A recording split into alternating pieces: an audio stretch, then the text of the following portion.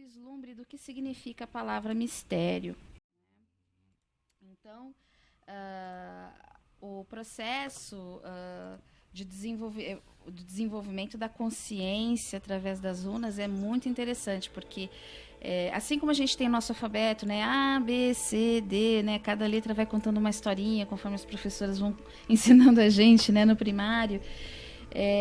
No caso das runas, a historinha, ela não é uma historinha assim de ilustrativa de escola. Existe todo um conteúdo mitológico aí por trás, né? Então, assim, dependendo, a gente tem alfabetos rúnicos. Esses alfabetos são chamados de futarks, né? Eu sei que são nomes assim muito estranhos para quem está escutando isso pela primeira vez. Se essa mulher está falando, que língua que é essa? Né? Mas com o tempo assim vocês vão conseguir se familiarizar mais com essa egrégora, com essa ideia, não é? E então o que é um futark, né? Um alfabeto, significa alfabeto. Então a gente tem um alfabeto que é o Old Futark, que é o mais antigo e é um que está registrado de 24 runas, que é o que a gente mais usa, ele é o mais popular. Então assim, dentro desse alfabeto de 24 runas, ele é dividido em 3 partes de 8 runas. Então, nessa primeira parte, cada parte desse alfabeto a gente chama de Aet, né? E, nossa, que coisa técnica, que coisa, né, complicada. Não é complicado. Mas é bom que, assim, ao longo dos programas, o pessoal vai acabar acostumando, vai entender exatamente o que cada um... A gente precisa destrinchar um pouquinho do que é, né? Porque aí, assim, as pessoas, elas querem saber, a runa da prosperidade, qual que é a runa da saúde? Tem runa da morte, assim como o tarô não tem o arcano 13, só que a gente tem mais de uma runa de morte, né?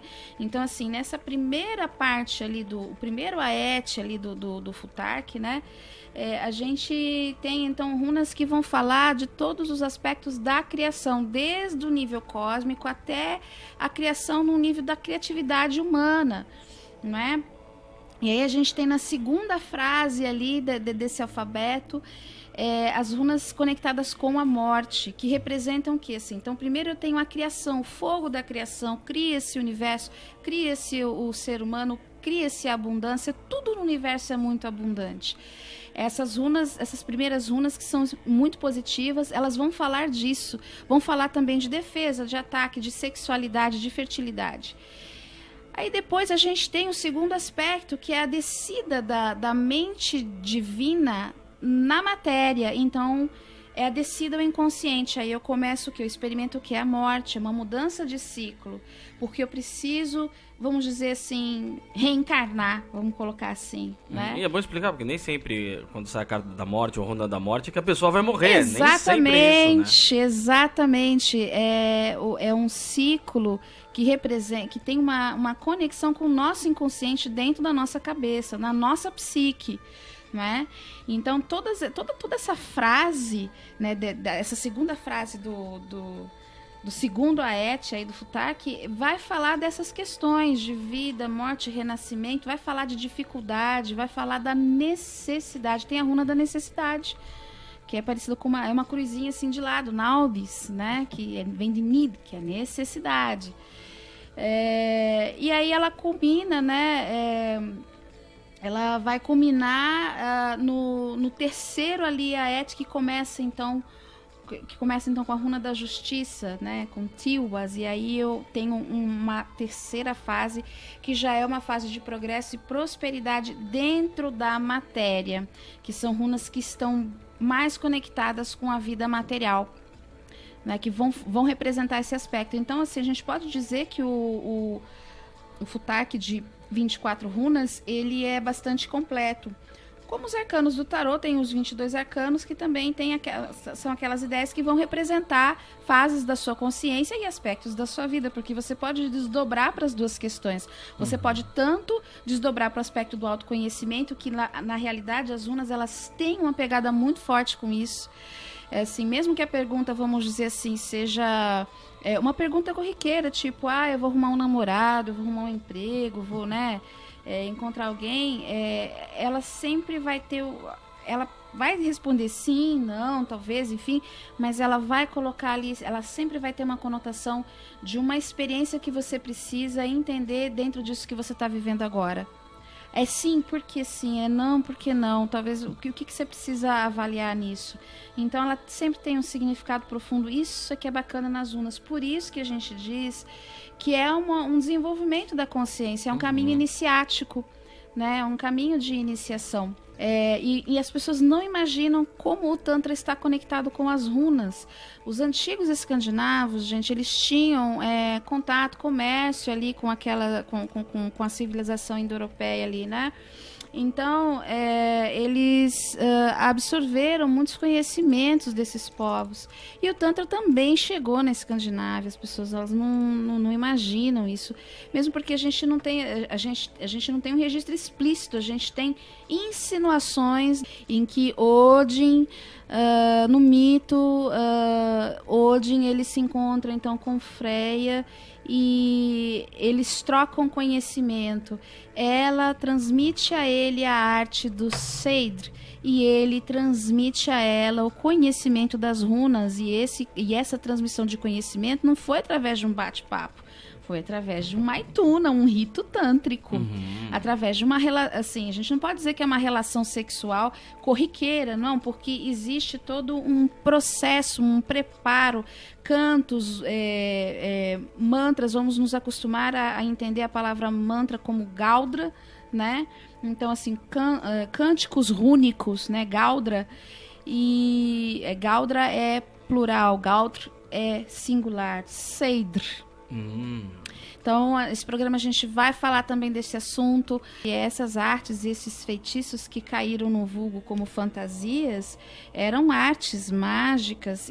E aí eu vou explicar também o significado dessa palavra magia dentro de um contexto mais científico, para a gente entender que não é magia num sentido vulgar, assim, como a fada madrinha do conto de fada vem com a varinha de condão e mudou tua realidade e você agora é feliz. Não é nesse sentido, tem todo um processo. Magia, na verdade, é a arte de dobrar a realidade, né? A magia é quando eu domino a minha realidade, eu curvo a realidade a meu favor. Isso é magia. Então, deste ponto de vista, a magia ela não pode ser considerada como algo infantil ou vulgar no sentido assim, plim, plim, plim, plim, né? Nesse sentido, eu posso usar o plim, plim, plim como um mantra, como algo para conectar dentro da minha cabeça algum processo que eu queira que aconteça. Mas, assim, como as pessoas não entendem, né, essa questão do abracadabra, elas acabam meio que confundindo as coisas, né? E aí a gente começa a ter muito ceticismo e ateísmo aí dentro dessa área. A magia, ela tem um fundamento científico até para acontecer. E é verdade, né? Quando dizem, às vezes quando você faz uma magia para alguém, isso volta para você. Por exemplo, você pedir uma coisa negativa para alguém, e isso volta. E se você também pedir uma coisa positiva, também volta. Nossa, então o que vai ter de gente agora... Desejando o bem do próximo? Todo mundo me desejou mal, vai me desejar tão bem nesse momento. Porque assim, veja bem, a energia que eu envio, eu não preciso exatamente assim desejar ou fazer... Na verdade, eu não preciso fazer alguma coisa, eu posso desejar. Meu pensamento vai lá, se a pessoa tiver com o escudo fraco, ele vai lá, faz o estrago que tem que fazer, mas ele volta para mim, inclusive com a energia negativa da pessoa. Né? Pode não me pegar naquele momento porque o meu escudo está forte. Agora, assim, tem um segredo para isso, né? E isso é uma coisa assim que a gente tem que falar, porque a gente está aqui... Claro. Eu sou, vamos dizer assim, eu sou devota da verdade. Qual a verdade? A verdade ela é multifacetada, certo? Então, assim, eu estou falando daquilo que eu estudei, dessa verdade eu estou falando.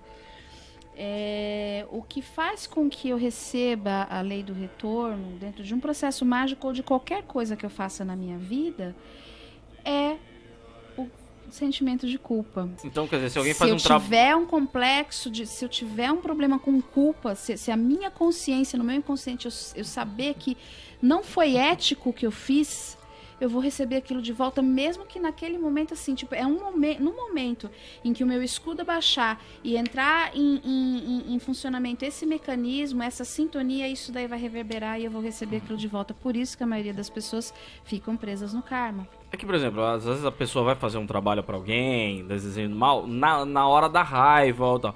Às vezes passou a raiva, mas a pessoa não teve essa consciência de que o que eu fiz foi errado. Mesmo assim, volta ou...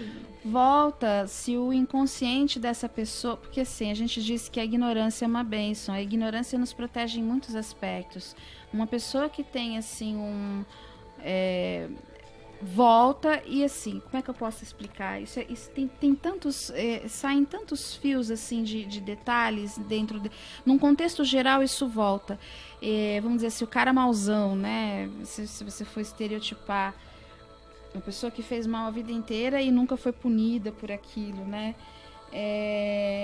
No plano espiritual, essa pessoa, ela expandindo mais a consciência, ela vai entender que aquilo não foi ético. E de alguma forma ela vai pedir para resgatar isso.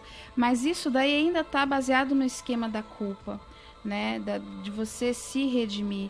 Porque a consciência, gente, ela é dual. Nosso universo físico, material, ele é dual. Nós somos seres dualísticos.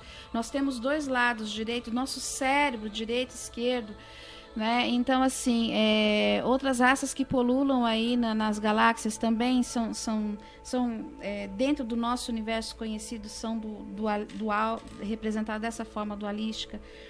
E para a consciência, ela precisa das duas experiências, a positiva e a negativa. Não que a negativa seja mal, a gente tem que tirar um pouquinho desse conceito, descaracterizar essa ideia cristã do mal, né? Então, a consciência, ela é profundamente amorosa, ela vai querer as duas experiências, o dia e a noite. Ela é completa, ela é inteira. Eu tinha um amigo que, inclusive, assim, quando eu morei um tempo numa comunidade tântrica, e ele era muito, assim, genuíno, assim, quando ele ficava com raiva de alguém, ele falava, ele não estava nem aí. E depois ele falava, fulano, reclamei de você agora há pouco, pro fulano de tal. E aí teve um dia que a gente estava num jantar e aí a gente comentou com ele assim, porra, quem te tem como amigo não precisa de inimigo. Ele falou assim, é claro, eu sou inteiro. Aquilo impactou a mesa, assim, porque ele falou aquilo com uma originalidade, ele estava certo, entendeu? Ele é inteiro. Criança, né? Tem isso, né? Criança é muito verdadeira. E a gente reprime isso, né? A gente reprime, assim, a pretexto da máscara social, de manter a boa convivência, que na verdade só se a falsidade gerasse boa convivência, a gente não estava no mundo do jeito que está. Assim, as runas, elas trazem esse aprofundamento nessa consciência.